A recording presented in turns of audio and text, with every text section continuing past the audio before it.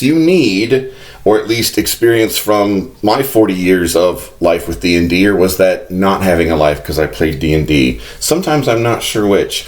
But whatever, we try to get you what you need to bring out your inner GM and be the best GM that you can be. Today we're going to talk about some stuff for the pro GMs out there. There are generally 3 categories of listeners out there. At least that's what I think of as I do these. One category of listeners is players. Another category of listener is just the casual GM, the GM that just wants to get better. And then there's pro GMs. I have talked to several pro GMs. I've actually helped start several pro GMs, and I've been helped by pro GMs that started back before I did. And it's a thing. We're going to talk about some pro GM stuff today and some stuff that's happening here at Game Shop's Basement and Grumpy Old GMs. But first, to explain the picture. So the picture is supposed to be me back in the 1980s when the first edition box set came out for the Forgotten Realms.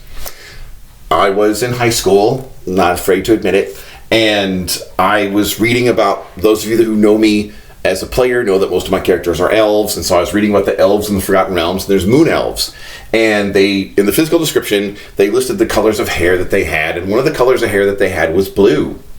They don't all have blue hair, that was just one on a list, and I decided that would be cool. To me, that was kind of like humans with red hair here in real life. You know, we don't all have that, but some of us do. My older daughter does, and it's just kind of a rare one. So I had made a blue-haired elf, and that elf was my character through high school and college and a little bit beyond, and this is kind of my main character that I grew up with.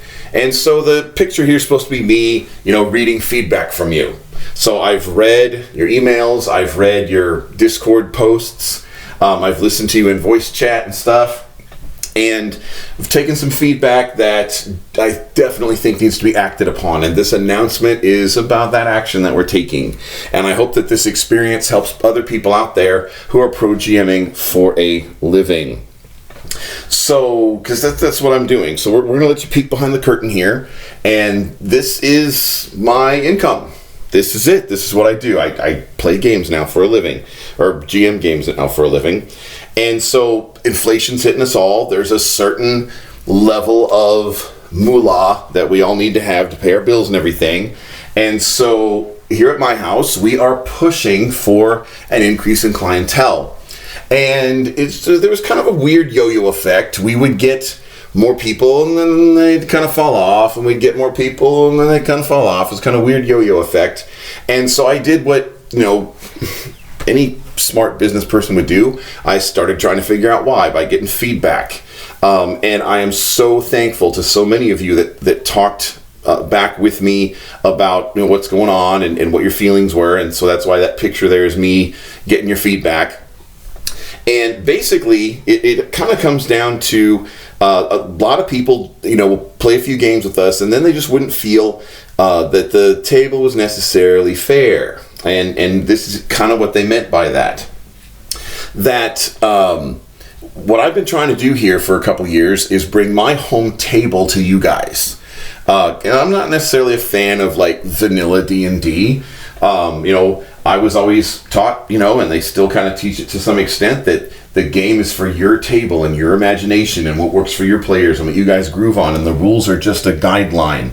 I remember a story about Gen Con in the 1980s. There was one of the great D&D people. It wasn't Gary Gygax, I'd remember that name. It was one of the other names. I don't remember exactly which one it was. But there was some big writer for TSR back in the day, and he was at Gen Con with a tournament module. And the tournament modules were sealed, and they weren't supposed to be opened until the tournament started. And this particular game master worked for TSR, big name in D&D at the time. He sat down to run this tournament, and I don't know why. I mean, maybe he didn't like the module, or maybe he had a beef with the person who wrote the module, or maybe he hadn't read the tournament prep material or something. But he plopped that module down on the table, never opened it, and just ran something totally off the cuff. And did not actually touch the official material for the tournament at Gen Con. And so the great overall message that I always learned was that the rules are a guideline, and sometimes people still say that. So in trying to bring my table to you out there in internet land, like you're at my house, I've got we all like what we like, and I like some non-standard stuff. Like a lot of you know, my favorite D&D world is Mystara, and Mystara hasn't been written for since the 1990s, and I like whipping out creatures and new player character species, and just spells and concepts and magic items and whole character classes that just weren't continued forward into any other world or edition, and it'll blow people away, and people are like, man, this is so cool. And or in the case of some of the monsters and creatures, it's, man, oh my goodness, this thing's gonna kill us.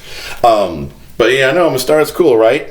Or one of my favorite YouTubers for D&D is Dungeon Dad, and his primary type of video he does is Monster of the Week, and he will whip out an old monster from an old Dragon magazine, back when Dragon magazine was printed on paper, and first edition, second edition, third or fourth edition D&D. He'll find an old monster, bring it up to date with fifth edition with his own little homebrew stats for it, and I have used that stuff, and I remember those monsters and stuff from back in the day, because I've been playing for 40 years.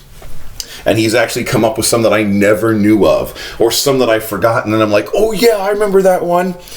But it's non-standard material. We all like what we like.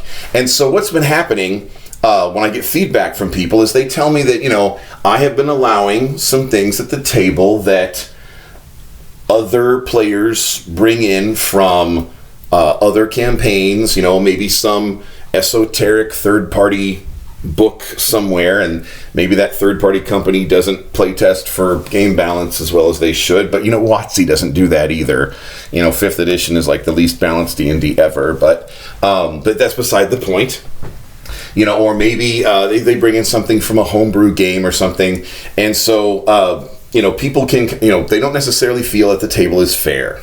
They might feel like their character is a regular D&D character, but they're standing next to a member of the Justice League from DC Universe, and so this is just not. So what we're going to look at here is a common rule set. So for public tables, not the private tables. See, at private tables, anything still goes. At private tables, you can still do, like on Saturday right now, we have a private old school Greyhawk table. We're doing old school Greyhawk.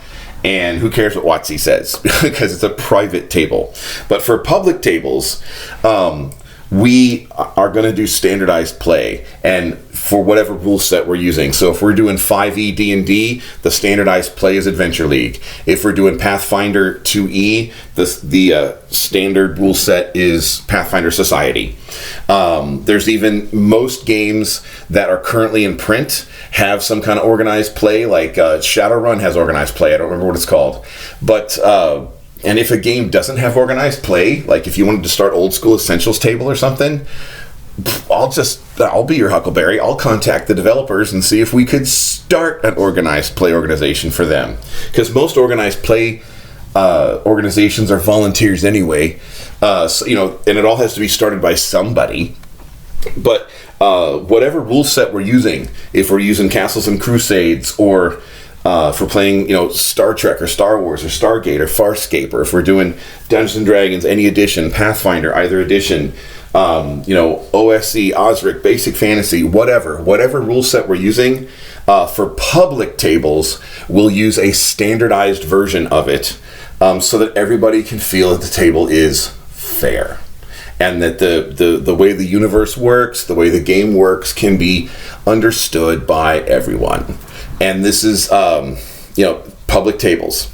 And so what we're going to do is we're going to finish the story arcs at the public tables that already exist, because I think it would be jerky to spring this on people in the middle of a story arc. You're forming memories, you're bonding with your friends on Discord, and your character's looking forward to stuff, or you're working to get that final boss or solve the mystery or whatever's going on in your story arc. And if I were to spring this on you, sorry, your character's non-standard, or you're going to have to conform to regulation. For me to do that to you in the middle of a story arc, no, I'm not that guy. So we're going to finish the story arcs, but then each table, when they begin new story arcs, we're going to start with, for the public tables, we'll start with regulation play. But private tables, forget regulation play. I'll throw the regulations out the window. I'll be like that guy at Gen Con, you know. Well, okay, maybe not that bad. But if you're a professional GM and you have dealt with stuff like this, absolutely comment to us on Discord, comment here on YouTube. This is something that I'm sharing. I have to announce it anyway for players, because players need to know about this. And then as part of the DM coaching, hey, this is what we're going through. This is the real deal. Okay, I do this for a living. I've paid my bills with it for almost 2 years. I want to expand, and this is something that I'm facing as I work to expand. So I'm sharing it with you. So, yeah, I can't wait to try some of this Adventure League stuff, because some of it's pretty cool. I used to be an Adventure League GM. I did it for about a year, from around 2017, I think. And I actually still have some old Adventure League modules from those days that I still run because they're just cool. So I will, and of course Pathfinder Society looks awesome as well. And we will see you around the gaming table. Be sure to check out our Patreon coaching. See if that's down below. See if that's for you. Say hey to us on Discord. The link is down there for you. And of course, there's here on YouTube, without even clicking away from YouTube, there's things like and subscribe and comment. So in the meantime, we'll see you around the gaming table.